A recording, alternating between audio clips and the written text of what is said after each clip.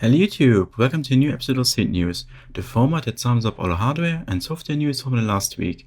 The month, September, continues as news-rich as it began. It was a week full of polyphonic synths, so don't waste any time and let's go with episode 55.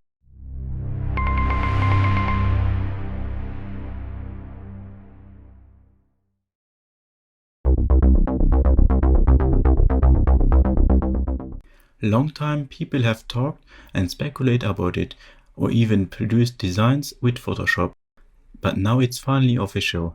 The Arturia PolyBrute has become reality, and it's definitely more than just a mini Brute 2 in polyphony. There's a lot of analog synthesis power in its stylish and chic housing designed by Axel Hartmann.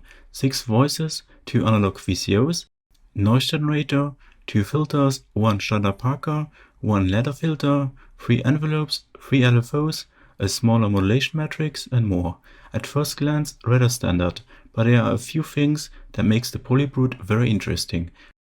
The first point is the special sounding standard Parker filter that is now available in a polyphonic analog synthesizer. The rather hard and dirty character of it is an important element of the Brute sound. In addition to the polyphonic standard Parker filter, there is a morphing function with which a lot is possible. Morphing from one preset to another is normal, but here you can use 2 different states in the same preset and morph through them, so you can change a lot of parameters at the same time. It's comparable to the Eventide H9 pedal, which also has a morphing function in the preset. This morphing function is controlled with the help of the Morphic controller, a kind of 3-dimensional touch controller on the left. With this you can morph very precisely parameters, even in performances. Depending on which parameters are mapped and how deep the intensity is, you can change the sound radically with a touch on your fingers. A very interesting feature in my opinion. According to Arturia, however, it's not a copy of the expressive E2 Chic controller, because this one can do even more things than the Morphe. The built-in modulation matrix also makes the synth very different from other polyphonic synths, because it gives you a physical way to interact with the routing of the signals instead of diving deep in menus. It is smaller than the one in the Matrix boot, but it offers very similar features. More precisely, it acts as a preset management system, modulation hub, polyphonic sequencer, and morphing center. The PolyBrute will be available very soon for just under 2,500 euro. Certainly not cheap, but for a poly-analog synth with this feature set a fair price. It's a shame that it doesn't offer the same amount of inputs and outputs as the Matrix boot, so no CV gates and etc. Nonetheless, one can already say that Arturia has built a very nice, classy poly-analog synthesizer with the PolyBrute. Much has been important from the Matrix boot, but taken to the next level. Very nice. Let's stay with polyphonic analog. Behringer announced the Pro-800 last week, a clone of the sequential Pro-600 synthesizer with 8 voices. The synth is developed in cooperation with Gleegly, a developer specialized in repairing and modifying old Pro-600 synthesizers. According to Behringer, it will be an authentic replica of the iconic sequential synth. 2 VCOs, noise generator, analog filter, 2 envelopes, LFO and polymode section. The authenticity goes so far that they will also build in a membrane keyboard in the clone on the left side to load and save patches. However, you have to do without a keyboard. The Pro-800 is a desktop synth and comes in the classic Behringer case, which is unfortunately a bit uninspiring. One can be curious how it will sound. If it is as good as the Pro 1, then we can be happy. Last week was a big day for all ROLAND FANTOM users. The company delivered the firmware update 2.0, a long-awaited update for its FANTOM synthesizer workstation that brings 3 important user-request features to the table. First is multi-sampling. The FANTOM can now multi-sample, which means it can not only sample external devices but also internal software instruments. Plus, you can build layers out of it and build large instruments. Probably one of those functions that has been waiting for a long time. Then the total effect processor got a big upgrade. It now offers 90 different effects that are available in the master section. Another highlight of this update is an upgraded sequencer section that now offers a new microscope mode for fine adjustments in your node editor and a new option to draw and edit automations with different gestures on the touchscreen. All in all, a nice update of what ROLAND is giving its FANTOM series here. The PreenFM3 is one of my favorite digital DIY synthesizers. Yes, it's a kind of DX7 synthesizer, but it's easier to use and doesn't sound like it. The news that came this week makes me very happy. IXOX, the developer of it, has announced a successor of the PreenFM2, the PreenFM3. The sound engine remains plus minus the same, but there are more power and control options. It has been redesigned and offers now a new MCU with more memory that upgrades the synth to 16 voices with 6 operators and 6 independent instruments instead of 8 voices in the PreenFM2. The sample frequency is also now higher and the selected effects are now applied per voice and not for the full instruments. That's a big upgrade. Also, the design has changed. Now it has a color display with a better UI and a built-in oscilloscope on the left side and more buttons and encoders. On the back side, you can use 6 independent audio outputs instead of 1 stereo. Another big highlight is the new sequencer section that offers real-time and step sequencing. It is a nice further development and continuation of the PreenFM synthesizer. Currently, the device is only available for DIY people. There may be assembled units in the future. I'm already thinking about whether to upgrade my little white synth or not. This week, BALORAN, developer of the River poly-analog synthesizer, surprised us with a new video. No device can be seen in this video, only sounds can be heard. According to Laurent, he is currently working on a new hardware synth, and the video should give us a first taste of the device.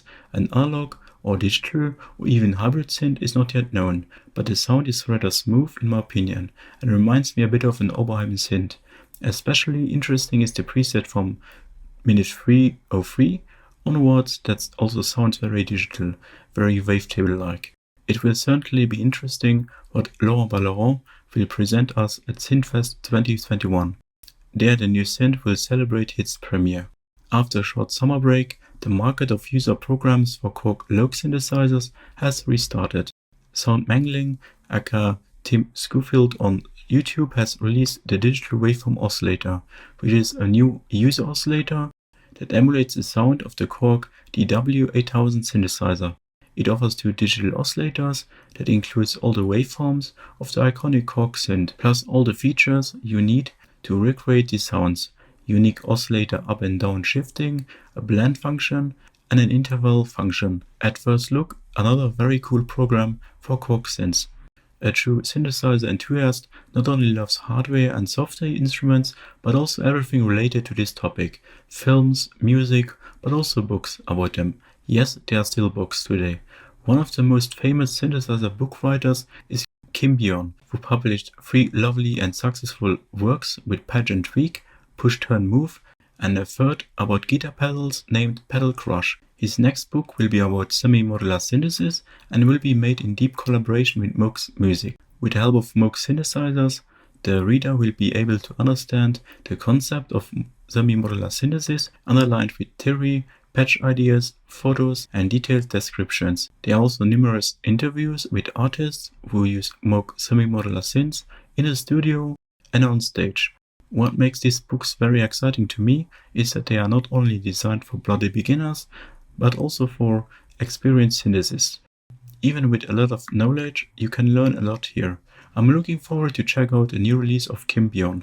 Some software shouldn't be missing. Plogue from Canada, known for its excellent 8-bit oriented products, after the Porta Sound and the Sega Mega Drive emulations, he has now recreated in detail the Super Nintendo sound engine.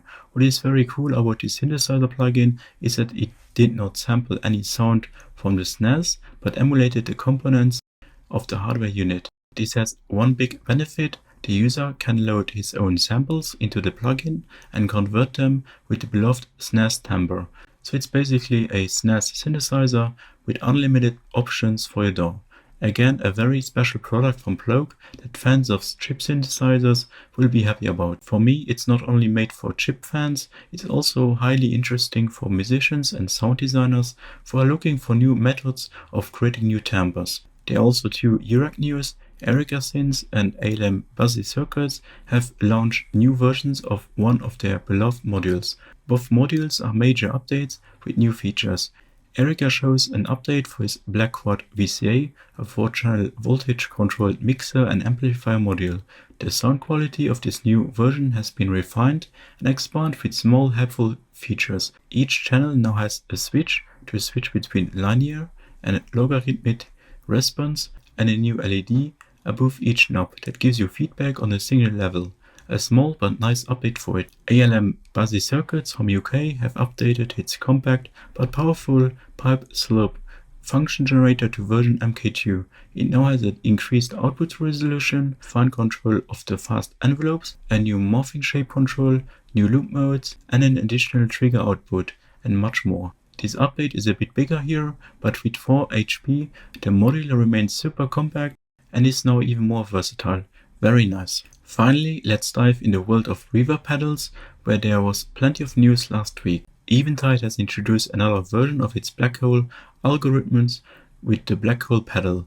After the plugin, iOS, H9 and Space Pedal, the dreamy reverb, especially loved by ambient musicians, is now available as a compact, more intuitive pedal. The features remain the same, only the interface is clearly simpler and more hands-on. For me, it's an interesting new pedal, but it's still the Blackhole algorithm. For more interest caused last week, the king of the creative effects, Strymon, with its new NightSky reverb pedal at $429, a relatively expensive pedal, but one that has features that no other can. The NightSky core is based around 3 reverb types named textures, sparse the granular type reverb, dense a plate with fast response, and diffuse for slow rising atmospheric pressures. There is a mod section featuring selectable waveforms to modulate the reverb core, pitch shifter and filter. Further, it has a straightforward EQ on board, with which you can shape the low and high frequencies of the reverb.